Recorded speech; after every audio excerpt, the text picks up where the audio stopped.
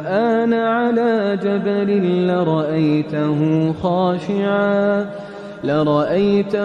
خاشعا متصدعا من خشية الله وتلك الأمثال نضربها للناس لعلهم يتفكرون.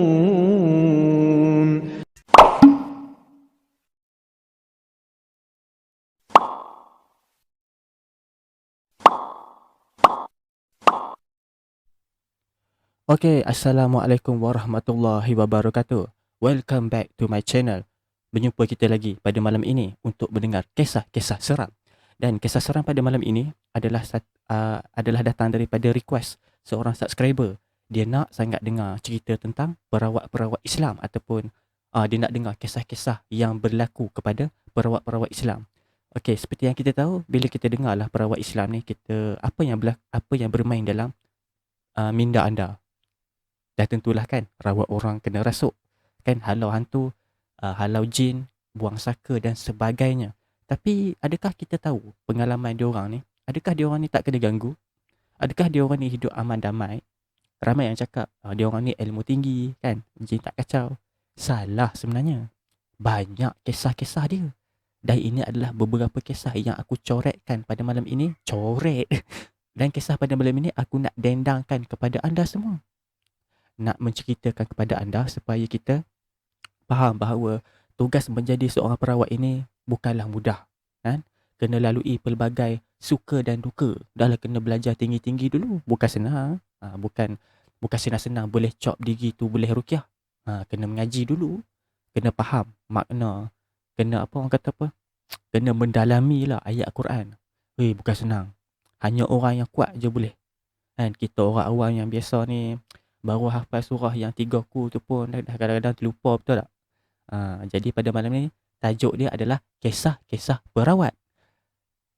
Jadi pada malam ini adalah beberapa kisah yang aku nak share supaya kita ambil iktibar daripada pengajaran. Mungkin kisah ni ada aib ataupun aib orang, tapi kita kena ingat kisah ini kita ambil pengajaran dan iktibar.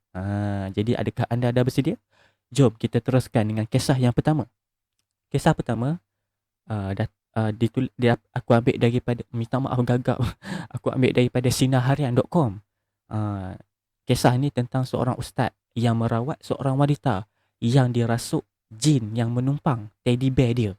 Jadi tajuk dia, wanita dirasuk jin menumpang teddy bear kesayangan. Jom. Okey. Baik. Okey. Patung atau teddy bear lah. Kita selalu panggil teddy bear lah kan, ataupun patung. Lazim dia memang kanak-kanak suka main, betul tak? Kan? Jadi patung beruang yang bukan saja comel ni, malah gebu dan lembut. Bukan saja budak kecil je minat sekarang ni. Kita boleh tengok lah orang perempuan kan, yang perempuan yang student kan, dia mesti ada teddy bear, betul tak? Tak pun sekarang ni mungkin anda yang perempuan ni yang tengah dengar cerita ni ada teddy bear. Ke lelaki pun ada teddy bear sekarang ni. Ada, malu lah, hilang macho. Kan? Saya ada bantal peluk je. Saya kurang minat sangat teddy bear ni. Tapi waktu kecil dulu, yes, memang saya minat juga teddy bear ni. Kan? Okey, baik. Kadang-kadang ada setengah orang ni yang peminat teddy bear ni, dia suka sangat letak dalam rumah. Dia susun-susun, dia pendirikan. Tapi sebenarnya tahu tak? Ada larangan lah yang kata kalau nak simpan patung, kalau boleh jangan pendirikan dia. Nampak macam seolah-olah kita mendirikan berhala. Kalau saya salah, tolong betulkan ya. Kan, kepada yang dengar video ni, yang ustaz ataupun perawat, betulkan kalau saya salah. Saya pun manusia biasa, saya pun kadang-kadang terlupa kan. Tapi betul kan, kita tak boleh pendirikan patung-patung. Tak kisahlah apa-apa patung, bukan teddy bear je. Patung macam Superman ke, patung Power Rangers ke, kita tak boleh pendirikan dia, betul tak? Kita tak boleh letak dalam almari buat macam koleksi. Tapi kalau boleh kita letak dalam almari secara tak berdiri, menyelerak lah, macam menerak. Tak kisahlah, tapi jangan pendirikan dia. Kalau saya salah, betulkan ya. Okay, jom kita teruskan. Okey, ini adalah salah sebuah artikel yang ditulis oleh Sinar Harian. Dan kisah ini memang benar berlaku ya. Dan ada pendedahan ya daripada Pusat Perubatan Islam ataupun Terapi Islam Ibnu Katsir, yang lebih tepat nama pusat rawatan tu adalah Terapi Islam Ibnu Katsir. Baik, ada seorang ustaz daripada Pusat Terapi Islam Ibnu Katsir ni, dia nak berkongsi cerita yang berlaku ke atas seorang pesakit. Kenapa? Dia dirasuk disebabkan ada jin yang menumpang dalam badan dia. Dan jin ni pula dikatakan datang daripada patung yang dia ada dalam rumah tu. Macam saya pesan tadi tu lah kan. Okey, menurut ustaz ni yang cerita lah, pesakit tersebut berusia lewat 20-an, kena rasuk dekat rumah dia. Ini adalah catatan yang ditulis oleh perawat tersebut, yang datang daripada Terapi Islam Ibnu Katsir. Okey, cerita ini jangan kita tumpu pada aib orang. Kita jadikan kisah ini sebagai teladan dan pengajaran untuk kita semua. Kejadian rasuk tu dia start pada pagi sampai tengah hari, tak berhenti-berhenti. Macam biasa, sebelum nak pergi rumah pesakit, adalah soalan yang diajukan untuk make sure keadaan pesakit tu macam mana dan persediaan yang perlu dilakukan. Maknanya ustaz tersebut kena call dulu. Mana boleh tahu macam tu je kan? Kita kena call ustaz yang rawat tu, dan ustaz yang rawat tu akan tanya apa yang berlaku, kenapa jadi macam ni, ada apa kat rumah. Jadi dia dah standby lah nak datang. Jadi ini adalah dialog yang ni dialog tut. Hello. Assalamualaikum ustaz. Ni nama saya Ahmad. Saya ni adalah adik kepada pesakit yang ustaz rawat semalam. Okey, kenapa dengan kakak? Dari pagi tadi kakak saya menjerit-jerit. Kaki dengan tangan dia jadi keras. Dan dia jadi tak boleh nak kawal, tak boleh nak kontrol ustaz. Baik, insyaAllah saya datang pukul 3.30 nanti. Cik Ahmad, jangan layan apa yang kakak awak cakap, dan perhatikan juga gigi dia sampailah saya sampai. Ingat Cik Ahmad, jangan percaya apa yang dia cakap. Kerana itu bukan kakak awak. Itu adalah jin. Itu adalah perbualan telefon. Okey, baik. Ustaz ni dia pelik tau. Pesakit ni baru je balik dari pusat rawatan. Maksudnya pesakit ni pernah dirawat dan dia dah balik. Jadi ustaz ni pelik. Bila balik daripada pusat rawatan, baru dia jadi. Waktu dia datang, dia relax dan tenang, tak ada apa-apa masalah. Jadi ustaz ni dia macam dapat rasa ada benda dalam rumah tu yang menjadi trigger kepada kerasukan tersebut. Bismillahirrahmanirrahim. Ustaz pun mulalah pergi ke sana, rumah pesakit tu lah. Nasib baik rumah dia dekat je, lebih kurang 25 minit daripada pusat rawatan nak pergi ke rumah pesakit. Okey, jam 3.45 petang ustaz ni sampai. Pesakit tersebut bersama dengan Ahmad, iaitu adik dia lah, kakak dia yang kena rasuk tu. Ahmad ni adik dia. Okey, bila ustaz tu sampai dekat rumah, alhamdulillah rumah tu tenang, tak ada rasa seram, sejuk apa kan. Kakak dia pula yang kena rasuk tadi tu, alhamdulillah masih ada dalam bilik, tak lari kan. Orang kena rasuk ni kalau lari payah nak kejar lah, laju lain macam. Jadi keluarga pesakit ni tunggu dekat bawah. Keluarga pesakit ni lah, seluruh ahli keluarga ni tunggu kat bawah. Yang kakak dia kena rasuk tu duduk dalam bilik lah. Jadi tak lama kemudian pesakit tersebut turun daripada bilik dia. Tapi keadaan dia nampak macam resah, tapi nampak macam subconscious, separa sedar. Dia macam sedar dan tak sedar. Dia berada di antara kedua-dua tu. Dia sedar tapi nampak macam tak sedar. Gitulah. Bila kakak dia ni yang kena rasuk ni dah turun, dia minta lah pesakit ni duduk menghadap ke arah kiblat. Ini SOP dia lah ni, nak rawat mesti standard lah, menghadap kiblat kan. Dan bila dah kakak dia duduk, dah menghadap kiblat apa semua kan, dah ready lah nak start sesi ruqyah. Kat depan keluarga dia nak tengok ni, ustaz tu mula baca surah Al-Fatihah. A'udzubillahi minasyaitonirrajim. Bismillahirrahmanirrahim. Alhamdulillahi rabbil alamin. Ar-Rahmanir Rahim. مالك يوم الدين إياك نعبد وإياك نستعين اهدنا الصراط المستقيم صراط الذين أنعمت عليهم غير المغضوب عليهم ولا الضالين آمين. Yang saya buat tangan macam tu dia pegang dahi lah, macam pegang kepala. Jadi lepas habis surah Al-Fatihah yang baca tadi tu kan, pesakit tadi meraung, menjerit, wah menjerit kan, menjerit. Orang kena rasuk kan, pernah tengok? Dia jerit macam tu lah. Saya tak ada sound effect orang kena rasuk.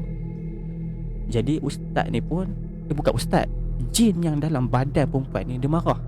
Kenapa kau datang tempat aku? Aku nak dia mati. Jadi ustaz ni pun tanya, dekat mana tempat kamu? Dengan izin Allah dan kehendak Allah, tunjukkan dekat mana. Ustaz tu tanya. Dan tiba-tiba pesakit yang kena rasuk tu, maknanya jin dalam badan tu lah, sana. Macam tu lah. Dia tunjuk jari ke arah dapur dan bilik. Jadi tak buang masa terus lah. Ustaz ni pergi ke dapur, bawa sebekas air. Jadi bila dah sampai dekat dapur tu yang dia tunjuk tu dan bilik, ustaz ni terus baca dengan sebekas air tu lah. Dia baca beberapa potongan ayat ruqyah. Antara surah yang ustaz tu baca, surah Al-Baqarah, Al-Hasr, Al-Mu'minun, Ar-Rahman dan Al-Mu'awwizat dan Mu'awwizat. Jadi pukul waktu tu jam dah pukul 4.32. Tepat-tepat masuk waktu asar. Dah confirm lah azan, betul tak? Terus azan dilaungkan di tengah-tengah rumah. Dan pesakit tersebut makin agresif. Tadi dah panas dah. Ni dia panas lagi agresif dah dengar azan ni. Dia jadi tak mau duduk diam. Dia jadi macam orang meronta-ronta. Okey, lepas habis azan, air yang dia baca, ayat-ayat Al-Quran yang saya sebut tadi tu, ayat yang dia ruqyah tadi tu, dipercikkan sekitar dapur ni. Macam contohlah mangkuk dia ambil. Dia macam dia standard lah biasa kita tengok dalam TV kan. Dia percikkan air tu dekat keliling dapur tu. Dan saya pula dah. Dan ustaz ni naik ke bilik pesakit dengan adik dia, bilik kakak dia lah dah, bilik kakak kepada Ahmad ni. Bila masuk bilik ni, bilik kakak yang kena rasuk ni, mata ustaz tersebut dia nampak ada satu patung teddy bear besar waktu dia tengah renjih tu. Dan waktu ustaz tu tengah renjih tu, bayangkan teddy bear kan tak hidup, tapi yang ni kes lain. Yang ni kan, waktu tu ustaz tengah renjih kan, patung teddy bear tu pandang ustaz tu. Seram weh. Dia perhati je ustaz tu. Padahal patung teddy bear ni dia kekabu je kan, bukan benda hidup. Tapi macam mana patung tu boleh pandang ustaz? Bayangkan patung teddy bear yang gebu-gebas, yang disedap dipeluk tu, pandang anda, rasa macam mana? Meremang. Kalau patung ada bateri okey lagi, faham.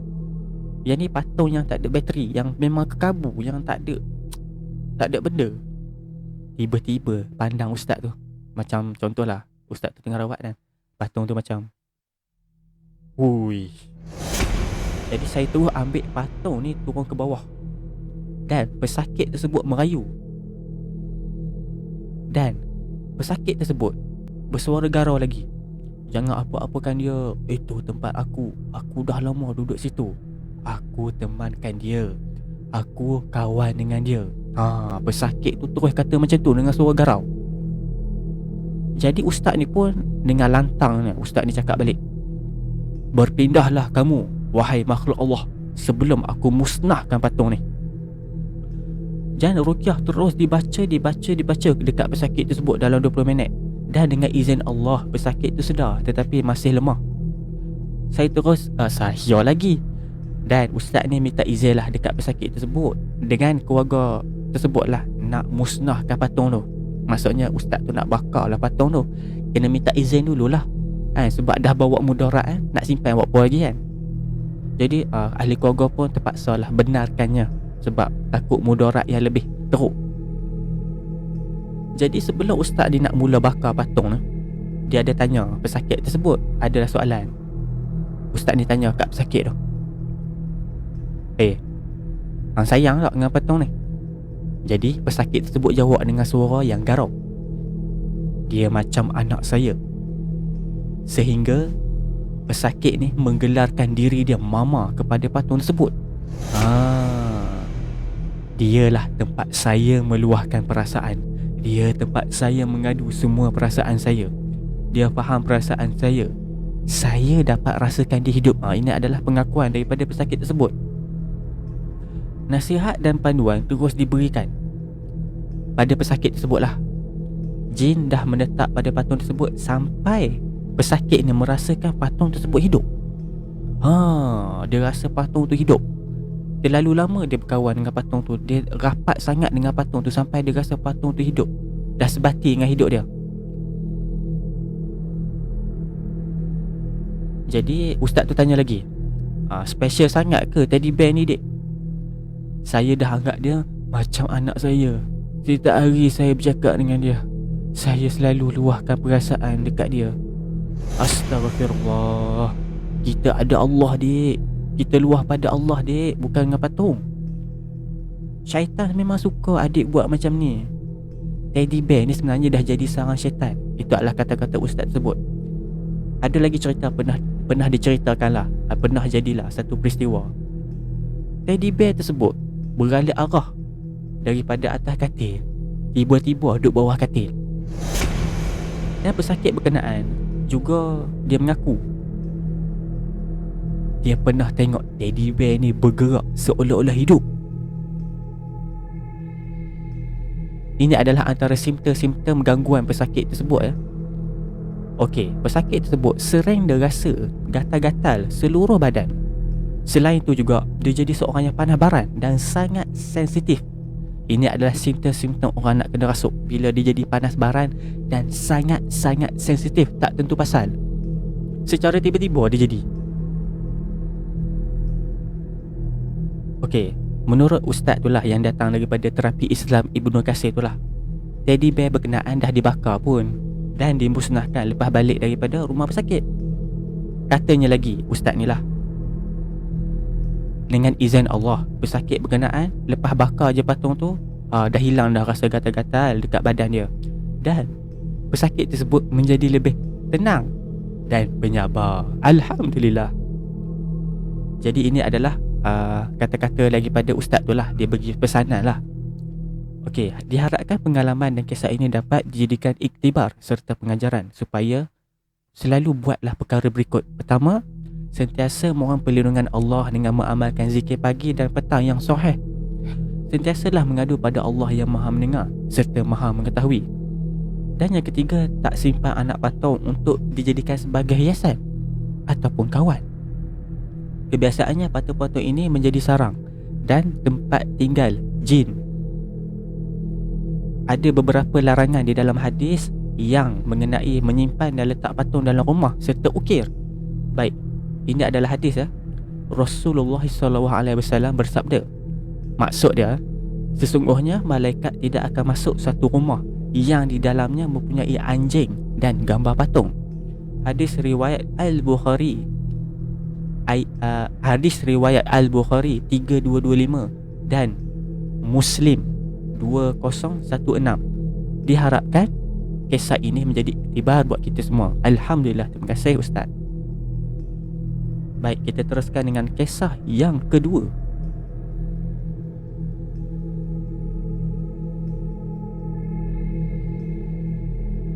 Okey, kisah kedua ni pula bertajuk Jin Takut Guru Ustaz Syarhan. Baik, di Bali dengan selipar disebabkan bacaan bismillah dan surah Fatihah tidak betul. Itu adalah salah satu pengalaman yang tak dapat dilupakan oleh pakar perubatan Islam Ustaz Syarhan Syafi'i berusia 38 tahun waktu dia berguru dengan tokoh makhluk halus terkemuka Syekh Wahid Abdul Salam Bali. Rasa mesti anda kenal kan Ustaz Syarhan Syafi'i. Dia ni famous lah dululah pernah famous disebabkan dia ni merawat orang. Pernah dia buat live show dia rawat dekat TV3 kalau tak silap. Kadang-kadang dia ada juga dekat Tanyalah Ustaz, tapi tak tahu lah sekarang ni ada lagi ke tak. Tapi rasanya dia ada pusat rawatan dekat KL, tak tahulah kat mana.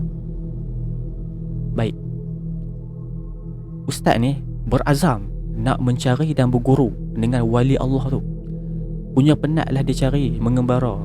Akhirnya tertunai. 6 bulan jugalah duk cari pakar rujuk dunia tu dalam alam makhluk halus dengan mengembara ratusan kilometer setiap hari di Mesir. Bukan senang nak dapatkan ilmu ruqyah ni. Tengok sampai kena baling selipar tau. Salah Al-Fatihah. Bukan senang. Kita ni salah baca ayat Al-Quran memang habis . Jadi ustaz ni ceritalah dia dapat tahu tentang Syekh Wahid tu secara kebetulan. Waktu tu dia remaja lagi. Waktu remaja memang ustaz tu dah boleh rawat secara perubatan Islam. Memang dia dah pandai lah daripada remaja ruqyah. Okey, ada satu hari ni Ustaz Syarhan ni dia ubat pesakit. Ustaz pesakit ni dia kena rasuk jin. Ustaz ni berdialog pula dengan jin tu. Dan dia tanya jin tu siapa yang paling ditakuti. Jin tu cerita benda yang dia paling takut seorang manusia yang duduk dekat pedalaman Mesir, nama dia Syekh Walid. Peluang untuk melanjutkan pengajian ijazah sarjana muda pengajian Islam dan bahasa Arab di Universiti Al-Azhar selepas mendapat diploma pengajian Islam dan bahasa Arab di Kolej Ugama Sultan Zainal Abidin Quza telah buka jalan nak mencari Syekh Walid. Dia dapat tahu nama Syekh Walid ni daripada jin tu lah. Okey, bila sampai kat Mesir, ustaz ni berita tentang kepandaian Ustaz Syarhan ni merubat secara perubatan Islam ni telah diketahui oleh pihak kedutaan Malaysia dekat Kairah, Mesir. Jadi dia minta ustaz ni pergi ubat peguam negara Mesir yang waktu tu dah bertahun kena penyakit misteri. Saya dah berniat sebaik jejak kaki dekat Mesir, saya nak bawa balik mutiara, iaitu ilmu perubatan Islam. Ini adalah kata-kata Ustaz Syarhan Syafi'i. Lepas dia dah sampai Mesir, dia nak cari Syekh Walid tu. Okay, lepas 2 minggu dia sampai Mesir, pihak kedutaan Malaysia dekat Kairah ni dia minta ustaz ni ubatkan peguam negara Mesir yang diganggu jin, yang dikatakan hidup sezaman dengan Firaun. Baik, dengan izin Allah, a'udzubillah minasyaitanirrajim, biiznillah beliau sembuh. Jadi berita dia sembuh tu hasil rawatan Ustaz Syarhan ni dipaparkan muka depan akhbar pada tahun 1998 dekat Mesir. Tajuk besar, pelajar Malaysia mampu merawat jin merasuk orang Mesir. Itu tajuk dia. Tapi surat khabar tu tulis bahasa Mesir lah, tapi translate dia bahasa Melayu, pelajar Malaysia mampu merawat jin merasuk orang Mesir. Maksudnya pelajar Malaysia tu Ustaz Syarhan lah, kan? Tapi nasib ustaz ni tak berapa menyelbahi dia lah. Bila ada satu pasukan polis datang ke rumah bila berita tu keluar, polis dekat Mesir lah, kan? Bila surat khabar tu dah tersebar, orang dah baca, orang dah tahu, tersebar lah. Jadi ada sekumpulan polis ni datang dekat rumah, dan ustaz ni kena tahan, Ustaz Syarhan ni dekat lokap. Waktu tu rejim Presiden Hosni Mubarak. Sebarang perubatan makhluk halus tidak dibenarkan. Maksudnya dia orang tak suka lah perubatan ni. Orang kata rawat-rawat jin ni, siapa yang buat kena tangkap. Jadi rupa-rupanya dekat Mesir ada polis dalam bidang perbomohan atau sya'awuzah. Ada polis. Dekat Malaysia ada polis tangkap peragut ataupun jenayah yang dibuat secara fizikal, merompak, mencuri, menculik, kan? Tapi yang ni dekat Mesir ada polis dalam bidang bomoh. Boleh pula tangkap bomoh, no? Jadi diorang letakkan saya dalam lokap dekat Tahrif. Ustaz ni lah, Ustaz Syahrif pula dah, Ustaz Syarhan. Dan Ustaz Syarhan ni disoal siasat dan dibawa ke penjara bawah tanah yang mendapatkan tahanan Ikhwanul Muslimin. Jadi ustaz ni tengok tahanan Ikhwanul Muslimin ni mereka diseksa, dan ada yang tak mampu dah nak berdiri, kurus kering, tak diberi makan. Waktu tu Ustaz Syarhan ni diberi 3 pilihan, nak balik ke tanah air iaitu Malaysia, ataupun dikurung macam tahanan tersebut, atau stop berubat orang tetapi dibenarkan pengajian, meneruskan pembelajaran dekat Universiti Al-Azhar. Maksudnya dia ada 3 pilihan, nak balik Malaysia ataupun kena kurung, tak pun berhenti buat perubatan Islam tersebut, dan dibenarkan mengaji dekat situ. Ustaz Syarhan ni memilih option yang ketiga. Dia nak hentikan merawat buat rawatan, sembuhkan orang kena rasuk. Dia nak teruskan pengajian dekat Universiti Al-Azhar. Bila keluar daripada lock up, Ustaz Syarhan ni dia dah bertekad nak cari juga Syekh Walid. Dia tangguh kan, dia defer pengajian dia selama 6 bulan. Selepas dia dibebaskan dan dibantu oleh Persatuan Pertubuhan Republik Melayu Tanah Arab Mesir ataupun Pemeram dan Kedutaan Malaysia di Kairah. Ustaz Syarhan dia berkata lagi, memang susah nak cari Syekh Walid ni. Waktu tu penduduk semua takut nak kongsi dekat mana lokasi Syekh Walid ni duduk. Takut kena tindakan rejim, kena tangkap dan kena kurung. Jadi setiap hari ustaz ni keluar awal pagi, balik malam. Dan Alhamdulillah akhirnya saya dapat maklumat tentang Syekh Walid. Dia tinggal dekat Kafr El-Shah. Kawasan ni 300 km pergi dan balik daripada Kairah. Jadi ustaz ni, Ustaz Syarhan dengan 10 lagi member dia pergi ke perkampungan tersebut dekat pedalaman, dekat Kafr Shah. Sampai dekat situ kami terus dikerumuni orang tempatan. Ustaz ni lah, ustaz dengan kawan-kawan dia dikerumuni oleh penduduk tempatan. Dia tak pernah tengok lelaki yang datang daripada Malaysia ataupun lelaki Asia. Yang menariknya, kampung tu seolah-olah dipenuhi oleh malaikat.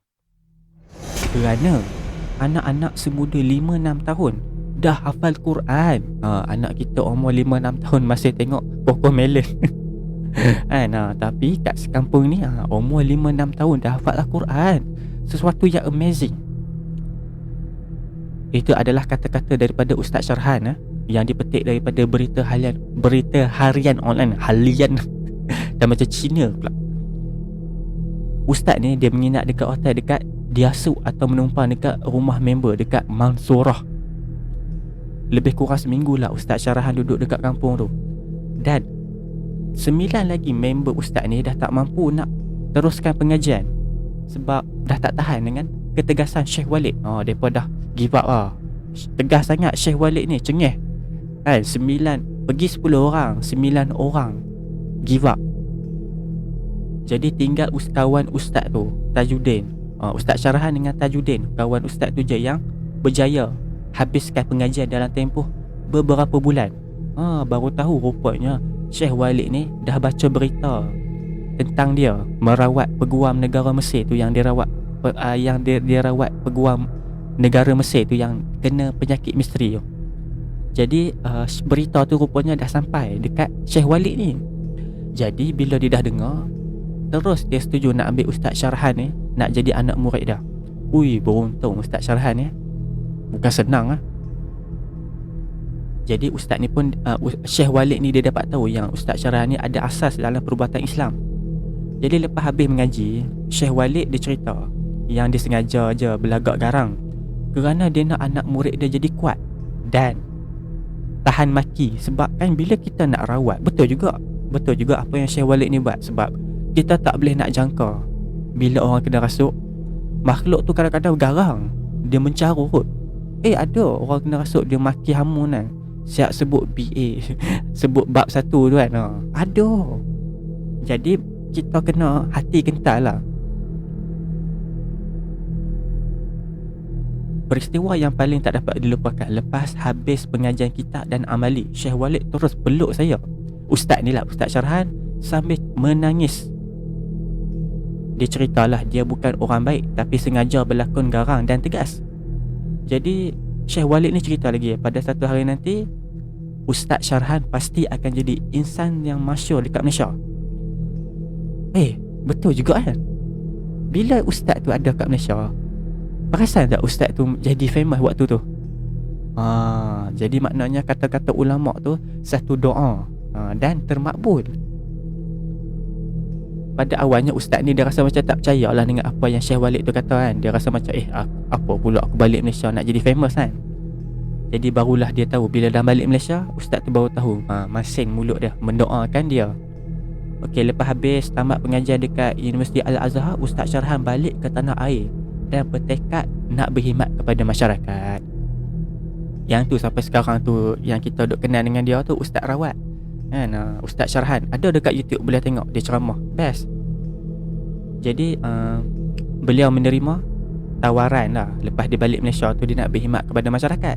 Jadi ustaz ni ada terima tawaran nak ikut kursus perguruan lepasan ijazah KPLI. Disebabkan ayah dia, ayah Ustaz Syarhan ni, Ustaz Syafi'i Abdul Rahman 72 tahun, dan ibunya Ustazah Khadijah Abdullah 67 tahun nak tengok dia jadi guru.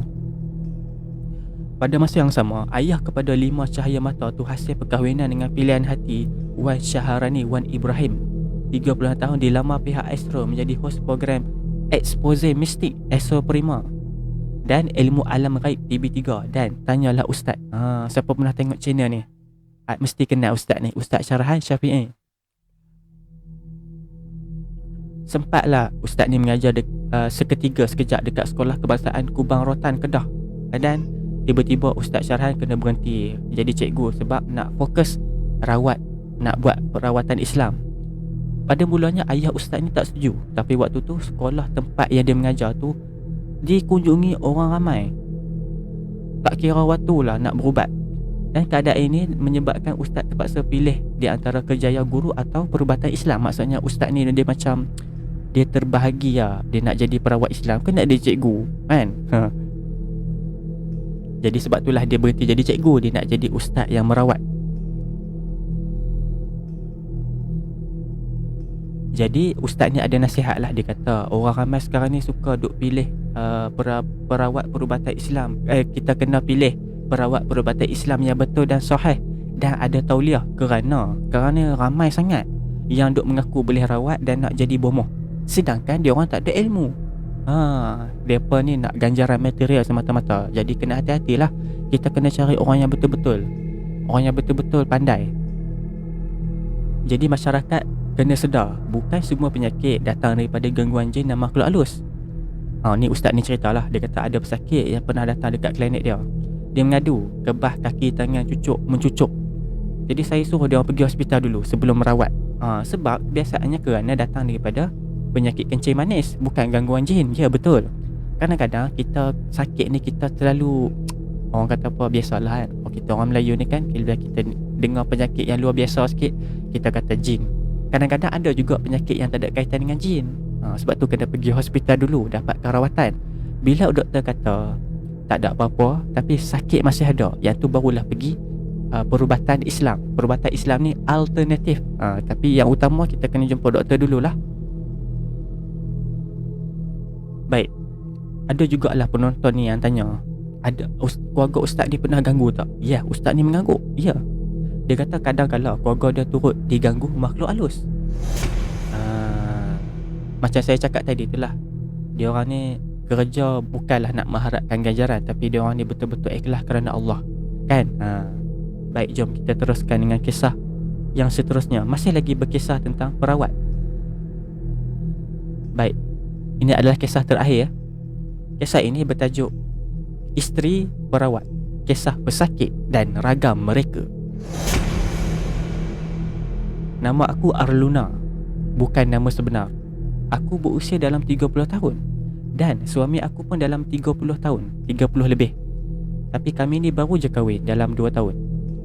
Suami aku ni seorang ustaz dan pada masa yang sama perawat. Jadi tugas dia sebagai ustaz dan juga merawat pesakit-pesakit yang kena gangguan jin, syaitan, saka, sihir dan santau. Okey, ni kalau aku ceritalah kisah seram masa proses rawatan. Memang boleh buat novel ni. Tapi tujuan aku nak tulis ni bukan sebab nak cerita seram, tapi kita nak berkongsi sekadar untuk mengambil iktibar. Kali ni aku nak cerita tentang ilmu perawatan yang aku kira sebagai manusia biasa yang berlatar belakangkan pendidikan Islam level tingkatan 5 je. Laki aku ni orang dia soft spoken, baik dan berbudi bahasa. Aku dia pula perempuan biasa yang kalau gelak tu memang sampai ke langit. Kita ni baru belajar pendidikan Islam level tingkatan 5, tapi mereka ni level tinggi lagi lah. Okay, dari segi agama memang jauh beza dengan laki aku, sebab aku belajar aliran teknik dan pendidikan Islam tu sampai tingkatan 5 je. Berbeza pula dengan suami aku, memang aliran Islam, betul-betul dia mengaji Islam. Dia tak ada akademik, dia memang betul fokus mengaji Islam. Dia pergi sekolah pondok, siap bertalaki dengan banyak guru baik dalam negara ataupun luar negara. Dia memang ustaz. guru mengaji, pernah jadi qari, imam dan penceramah. Tengok. Bukan senang nak jadi perawat Islam. Tengok dugaan dia kena mengaji tinggi-tinggi kan. Aku ni sedang cerita semua tu tak ada. Sampaikan masa dia luahkan hati, aku pun dah cerita siap-siap. Kita tak sama ataupun tak sekupu dari level agama. Ibarat langit dengan bumi, tapi dia tetap berkenan dekat aku. Alhamdulillah. Kalau jodoh tu memang ada. Kalau korang nak tahulah, perawat Islam ni bukanlah semudah yang korang sangka. Kena sihir datang jumpa rawat baik, kena santau datang jumpa rawat baik, ada saka datang jumpa rawat terus baik. Tak semudah tu. Tak. Nak rawat orang ni, suami aku kena jaga amalan, kena jaga zikir, solat sunat. Bukan setakat solat wajib, solat sunat kena jaga. Zikir kepada Allah berpuluh ribu sehari. Tu dia. Bangun malam tahajud kena rajin. Banyakkan amalan lain. Banyak lagi amalan yang tak mampu kita nak buat ni, tak tercapai akal kita ni. Amalan sembahyang sunat biasa kan, solat sunat rawatib, qabliyah, ba'diyah pun dah celan-celuh ya kan. Solat duha apatah lagi kan. Yang ni kena jaga betul-betul, kena buat betul-betul. Kadang-kadang nak dapat ilmu tu bukan senang. Nak kena bayar mahar dia, iaitu yuran pengijazahan. Bukan senang nak kena bayar mahar yuran pengijazahan. Bukan yuran universiti je kena baca. Kena baca. Bukan yuran you je kena bayar. Yuran nak dapat ilmu, apa orang kata, nak ilmu rawat Islam ni lah. Ni pun kena bayar. Tapi ilmu ni kena diijazahkan oleh tuan guru dia orang. Maksudnya tak perlu pandai-pandai mengaku aku ni bomo kan. Tapi ilmu tak ada. Ada yang beratus ilmu dia, pengijazahan tu lah. Ada yang beribu dan ada yang belasan ribu. Ilmu ni bukan ilmu hitam tuan-tuan dan puan-puan, ini bukan ilmu hitam yang dibayar ni, tetapi memang ilmu perawatan Islam yang pure. Tapi bagi kita lah yang ada pendidikan Islam level tingkatan 5 ni, mungkin rasa tak masuk akal. It doesn't make sense lah. Tapi bagi diorang, it does make sense. Dia ada cabang dia. Ni adalah salah satu dia lah yang aku boleh sebut. Dia ada ilmu hikmah, ilmu laduni. Pada yang tak berapa tahu perawatan Islam ni, memang pada yang tak berapa tahu perawatan Islam ni tak terbatas pada ruqyah yang kita selalu dengar ustaz baca-baca tu. Tak semestinya ilmu yang ruqyah yang kita dengar kat TV tu itu je lah dia. Sebenarnya dia banyak cabang. Ilmu hikmah dan ilmu laduni, ada banyak lagi cabang dia. Seriously, ada banyak lagi cabang ilmu perawatan Islam yang lebih mendalam. Maksud aku memang mendalam yang tak terjangkau di akal. Memang saya ada pernah dengar jugalah, dia orang kena, apa orang kata apa, setiap baik ayat tu, zikir tu, dia orang kena hayati betul-betul nak sampai zuk tu. Bukan senang. Nak kena faham makna ayat zikir tu, nak kena tahu makna juga. Tak boleh baca Arab je tapi tak tahu makna.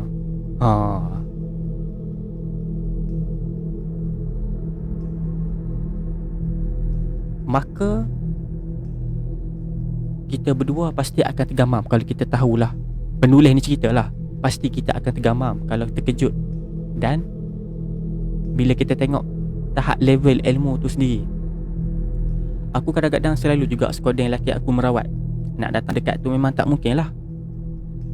Jadi adalah seorang pesakit ni dalam berusia 20-an. Dia ni, ayah dia bawa, dia jumpa lelaki aku dekat rumah. Jadi masa tu rawatan lepas bacaan ayat-ayat suci Al-Quran. Tiba-tiba dah kena rasuk jin. Dan tiba-tiba jin tu pula tak nak keluar daripada badan dia. Macam-macam si jin tu duk melalut, duk cakap, duk merepek, sembang kecang. Siap cerita lagi siapa hantarlah, untuk apalah fungsi dia tu kan. By the way, suami aku awal-awal ada pesan pada ayah budak ni lah yang kena rasuk ni. Laki aku pesan, minta sedawa pula dah. Okey, apa saja yang jin ni cakap, tolong jangan dengar. Sebab apa? Jin ni kan dalam Al-Quran sebut kan, musuh yang nyata. Depa ni suka buat cerita, nanti tak pasal-pasal manusia bersangka buruk sama sendiri dan bergaduh. Tu bahaya dia. Okey, disiplin dalam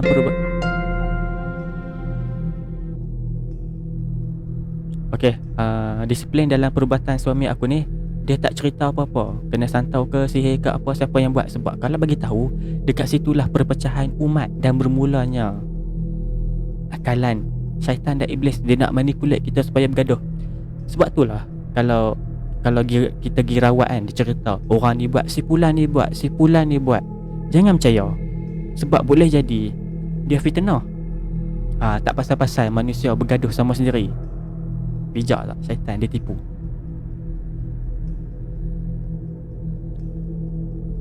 Masa ni lah nanti dalam otak orang yang kena sihir tu atau santau tu atau keluarga dia pasti akan cari orang tu. Padahal orang tu tak tahu apa-apa pun, tapi syaitan sebut si fulan ni buat. Dah tak pasal-pasal bergaduh sesama Islam. Yang ni syaitan suka. Jadi selalunya suami aku akan jawab ada gangguan sahaja, tak cerita siapa yang bawa. Sebab takut bergaduh kan. Kita nak jaga maslahah. Orang kata apa? Nak jaga, orang kata apa, kita tak nak lah sesama Islam ni bergaduh hanya disebabkan sangkaan daripada jin. Okey, baik. Kita ni banyak dengar orang Melayu ni tak jauh lah daripada sihir dan santau / tuduh-menuduh di antara satu sama lain hanya disebabkan benda kecil. Ditambah pula dengan golongan yang tak puas hati selagi tak dapat nama ataupun bayangan ataupun rupa. Engkau buat aku buat engkau. Tak dinafikan sihir dan santau ni benda ni wujud sama macam jin dan makhluk halus yang lain. Tapi adalah segelintir manusia ni yang sakit. Sakit sikit kena sihir, sakit sikit kena jumpa bomoh, sakit sikit kena buatan orang dah jumpa bomoh. Jadi bomoh akan cakap lah yang buat awak ni bukan orang jauh, dekat-dekat je. Habislah berpecah adik-beradik. Betul. Kadang-kadang ada juga bomoh yang tak elok ni, dia kata bukan orang jauh yang buat hang ni, orang dekat. Padahal orang tu tak tahu apa, tiba-tiba kena serang. Tu jangan percaya. Sebab itulah kita dengar, kita kena cari orang yang betul-betul perawat Islam. Apatah lagi kalau kita dengar kata si jin ni yang merepek tadi, aku dihantar oleh si Polan untuk bla bla bla. Cuma aku nak cakap dekat korang, cerita filem Penunggang Agama tu ada satu part yang betul, dekat mana makhluk halus tu boleh putar belik cerita sampai satu family boleh broken ataupun berpecah belah. Okay, back to the story lah. Panjang dah aku melalut ni. Tapi bila si jin tadi merepek, tak tahu apa-apa, laki aku marah. Kali pertama aku tengok suami aku ni, yang lemah lembut ni, yang penyayang ni, yang soft spoken ni, yang lelaki yang husband material ni, tiba-tiba jadi garang. Budak yang kena rasuk tu terus terpekik terlolong, tak berhenti. Laki aku suruh keluar. Dia cakap dia tak nak duk main-main lagi, duk buat bising. Laki aku cakap diam, dia tak nak diam. Laki aku cakap pula, engkau tak nak diam, aku kunci mulut kau.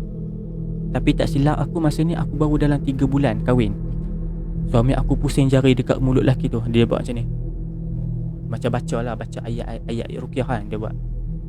Dan dia pusing jari dia dekat mulut orang lelaki tu, budak lelaki tu kan. Tiba-tiba mulut dia bisu, yang mampu dia cakap tak, dia bukan tutup dengan kain, dia macam mulut dia jadi sungguh tak boleh nak cakap. I was like, hell no. Aku tergamam. Ada jugalah dalam 5 minit budak tu rasuk jadi bisu. 5 minit budak tu dikunci mulut dah. Maksudnya jin yang nak bercakap tu lah dikunci. Dia jadi dia memerontak sebab mulut kena kunci. Aku cuak gila time ni. Macam-macam dah kepala otak aku. Aku kahwin dengan siapa ni weh? Dah kenapa budak tu bisu? Laki aku buat apa ni? Ni kalau satu hari nanti aku bebel tak berhenti, aku pula jadi bisu. Jadi benda ni dah menghantui aku berhari-hari. Seminggu jugalah aku teringat-ringat kisah tu ataupun peristiwa tu. Bebel pun sikit-sikit je lah, takut kena kunci mulut. Jadi budak yang kena rasuk tu, yang kena bisu tu, dia tetap memberontak. Dan laki aku ni kunci pula tangan dia. Sudah. Tangan pula, tadi mulut, ni tangan pula macam kena gari, tapi gari tak ada. Lepas tu laki aku baca ayat-ayat amalan Al-Hikmah nak keluarkan jin. Dan suami aku bagi amaran lagi. Dia boleh buka balik kunci mulut tu, tapi jangan buat bising atau terpekik terlolong. Jadi jin yang dah jin yang rasuk badan budak tadi ni angguk sebab dah tak tahan, mulut dah kena kunci kan. Jadi dia setuju lah. Jadi suami aku pusing balik, nak buka balik, dan pak, terus boleh bercakap balik. Ada suara lagi, boleh bercakap. Dipendekkan cerita terus, jin tu setuju nak keluar daripada badan budak tu dan janji tak nak ganggu budak tu lagi. 2 atau 3 kali juga laki aku rawat budak tu. disebabkan gangguan tu budak tu jadi tak nak keluar rumah, tak boleh berjalan.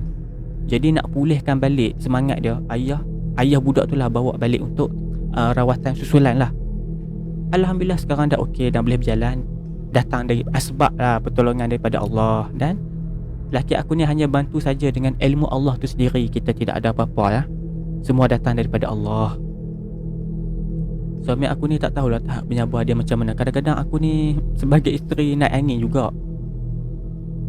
Yang ni yang paling tak suka kalau berkahwin dengan orang yang bekerja sebagai perawat. Ada pesakit dia suka call dengan mesej tak kena masa untuk minta rawatan. Kadang-kadang tu ada juga yang jenis tak faham bahasa. Dia ingat manusia ni boleh dibeli dengan duit.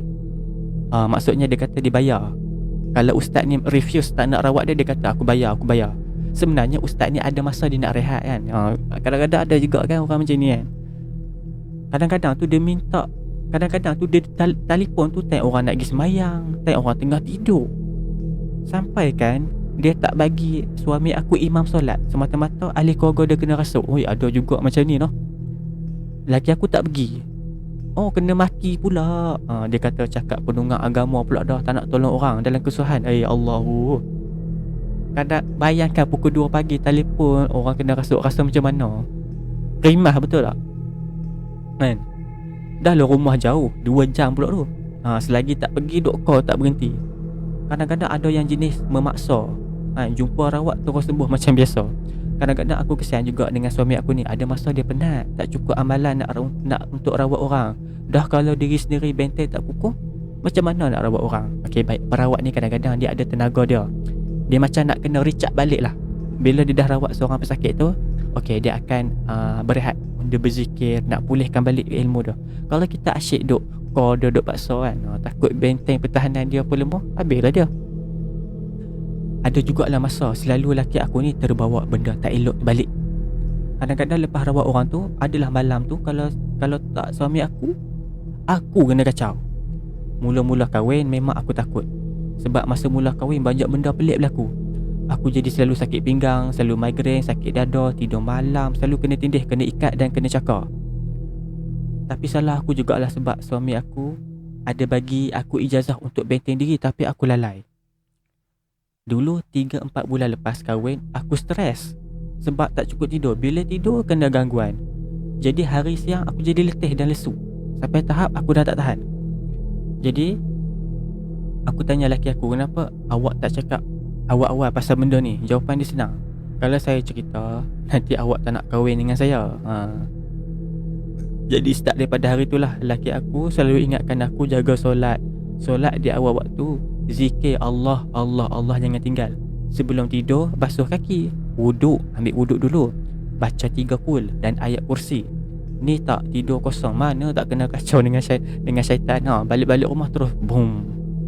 Suami aku cakap, inilah ujian kepada aku sebagai isteri kepada seorang perawat. Ni pun dia cakap tak berapa kuat sangatlah gangguan tu. Ada lagi kawan-kawan dia yang sebidang dengan dia, kawan-kawan yang sama bidang perawatan Islam, adalah isteri member dia ni kena ganggu sampai kena rasuk. Dan ada juga kes member dia ni yang baru balik daripada rawat orang, benda tu rasuk bini dia. Bila dia balik rumah, bini bawa barang nak cantah, bergaduh. Dan ada jugalah yang sampai nak bercerai. Macam-macam lah dugaan lah jadi orang perawat ni. Dan ada banyak lagi kes yang aku rasa agak di luar kotak pemikiran, tapi dah panjang sangat dah ni. Dan laki aku pun nak offer, nak jadi perawat tak? Of course lah tak nak. Itulah dia itulah dia kisah tentang pengalaman perawat-perawat Islam. Teruk jugalah dia orang ni. Macam-macam berlaku kan. Okey, itu sajalah kisah yang aku dapat kongsikan pada malam ini. Diharapkan anda semua terhibur lah. Kepada yang request cerita ni, saya harap anda terhibur lah. Dan saya minta maaf kalau kisah malam ni tak berapa seram, sebab kisah tentang pengalaman perawat. Tetapi sebenarnya ada banyak pengajaran yang boleh kita ambil kan. Jangan leka dan jangan lalai. Sentiasa amalkan benteng diri, bacalah Al-Quran. Selalulah dengar bacaan ayat Quran. Kalau ada bacaan ayat Quran kat TV, buka lah kan. Kita dah selalu banyak tengok channel hiburan kan. Apa salahnya kan? Sekali-sekala kita riuhkan rumah dengan Al-Quran. Dan jangan simpan patung. Siapa yang suka anak patung tu, bolehlah simpan dalam almari ya. Siapa yang ada patung tu jaga-jaga noh. Sekarang tengah tidur, dia pandang. Okey, itu sajalah kisah yang aku dapat kongsikan pada malam ini. Minta maaf kalau penyampaian aku tak berapa elok. Kan? Aku ni bukanlah YouTuber yang profesional lagi kan. Jadi diharapkan anda semua terhiburlah. Okey, itu sajalah kisah yang aku dapat kongsikan pada malam ini. Jumpa anda on the next video. Assalamualaikum.